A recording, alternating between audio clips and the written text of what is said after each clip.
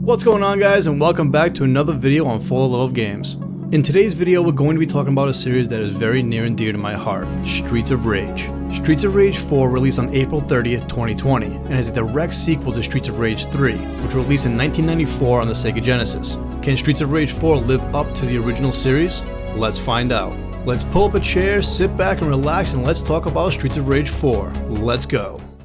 Streets of Rage 4 was developed by Dotemu, Lizard Cube, and Guard Crush Games, with Sega giving them the big thumbs up. When they originally announced this was in production in 2018, I'm not gonna lie, I was nervous. Being a fan of the original series, I was worried they were going to take the original formula and ruin a game which is loved by many, and turn it into something more of a pay-to-win style game. I am happy to report that is not the case here at all. We get the full game in its entirety, with this game getting the unlockables treatment instead. So the more you play the game, the more characters and modes you unlock, just like a classic game should be. A lot of game developers can learn from these guys. With this game also being the fourth entry in the series, I was also wondering how they would tie it into the classic trilogy all these years later. The series started in the early 90s, and Streets of Rage 3 was released back in 1994, so how are they going to tie this game in with the originals 26 years later? Well, this game takes place 10 years after the events that occurred in Streets of Rage 3. That's how they did it, and I gotta say, I'm not mad about it. Let's get into the story a little bit. The story here is about what you'd expect from a game in this genre. There really isn't much of one, but what you get here is okay in my book. The text at the beginning of the game tells you all you really need to know. 10 years after you defeated Mr. X, his kids, the Y-Twins, take over and start their own crime syndicate in the city, trying to fill their daddy's shoes. That's it. That's basically the story in a nutshell. You're on a mission to stop this new crime syndicate. That's all you really need to know. The series has never really been known for having a big, in-depth storyline, and this game is no different. It's more about the gameplay and having fun. Speaking of gameplay, this game really stays true to the original. For those of you not familiar with the series, Streets of Rage 4 is a beat-em-up arcade style of game. You go from left to right, beating up bad guys that are trying to stop you in your tracks, and once you're at the end of the level, you fight a boss and move on to the next level, which you repeat over and over until you reach the end of the game. The gameplay is simple, but can be challenging at times. The difficulty really starts to ramp up around level 5 or so, and progressively gets harder from that point on. But while the gameplay is simple, they have added a few different things to make this game unique. Aerial combat is more of a thing now, and you even have multiple special moves which you can do as well. You have offensive specials as well as defensive specials, and even aerial specials. Now specials do deplete some of your health, but in this game you can recover some of your health after using a special by simply taking out an enemy that's in your path before they hit you. They also added a star move special here, which is another kind of special which uses star points instead of using your health. In order to gain these star points, all you really have to do is just explore a little bit. Break open some boxes, break open some barrels, and you'll find these star points just hidden around the level. I do recommend saving these star move points to when you're actually in a bind or on a boss fight. It really does help effectively take down the boss. It's a nice little screen clear, and it's also fun to see it in action as well. Now, a beat 'em up game wouldn't be complete without a character selection screen.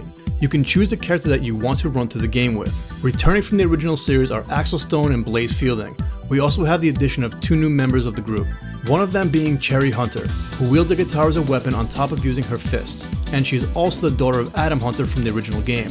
We also have Floyd Araya, a big burly dude with big mechanical arms that can grab, throw, and even electrocute any baddie in his way. I gotta say, the addition of these two characters is a welcome one, as they fit right into the game's roster perfectly. Also, as you go along and play the game, more playable characters become available later on, which can add a lot of replayability to the game. I will definitely be going back and playing this game over and over again to try and get all the characters unlocked. And it really shouldn't take that long to do, because this game is only about 4 hours long. So if you wanted to have some big beat 'em up action, but you also want to be able to jump in and out of the game, you can definitely do that with this one. Oh yeah, and as a little note here, every character plays differently. For instance, if you're playing as Floyd, he's big, clunky, doesn't have a dash move, but he hits really hard. But if you're playing as Cherry, she's acrobatic, she's nimble, she can bounce around the screen a lot, but she doesn't hit as hard. If you're having trouble getting through one of the levels, try changing up the character. It will most likely make getting through that level and getting through the game a little bit easier for you. Being a fan of the original games, I have grown to love the sprite-based visuals, but I am also a graphics snob as well. And as you can see, this game is completely cel-shaded. When I saw that they were going with the cel-shaded visual style, I got really excited. This game looks absolutely gorgeous, but as I started playing through the game, I started to miss the sprite-based visuals and the sprite-based characters. But have no fear, because in this game you can have the best of both worlds. When developing the game, they also included the sprite-based visuals as well, so as you go throughout the game you can unlock the sprite-based characters and play through the game with them also. So if you like going through the game in the glorious retro 16-bit style, you can.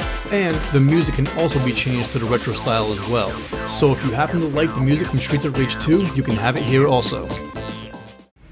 Speaking of music, after hearing that Yuzo Koshiro wasn't going to be doing the music for this game with the original announcement was a huge disappointment.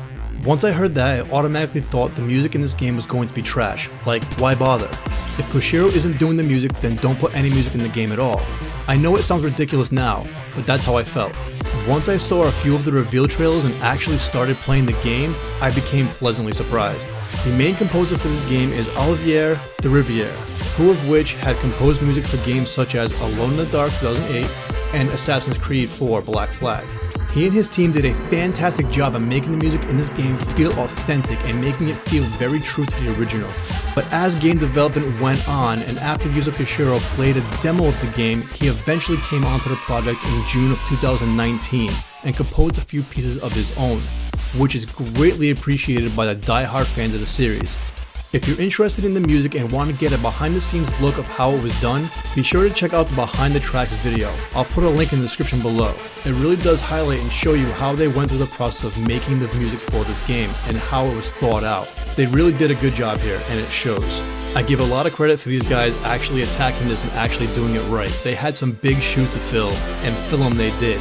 So if you're watching this guys, great job. I'm looking forward to seeing what you guys do in the future. If you're looking for a beat 'em up game or just a great game to play, then Streets of Rage 4 is for you. This game is a revitalization for the Streets of Rage series and it stays true to form. Great gameplay, great music, challenging yet fun, this game has it. You can even do 4-player couch co-op or go online and run through the game with a friend. I give this game 9 apples out of 10. Alright guys, that's gonna do it for today's video. What do you think of Streets of Rage 4? Sound off in the comments below. If you like what you saw here today, be sure to smash that like button. If you want to see more from FTLOG, then check out the Facebook page. If you want a place to talk about your favorite games, or anything really, then check out the Discord server. Links will be down below.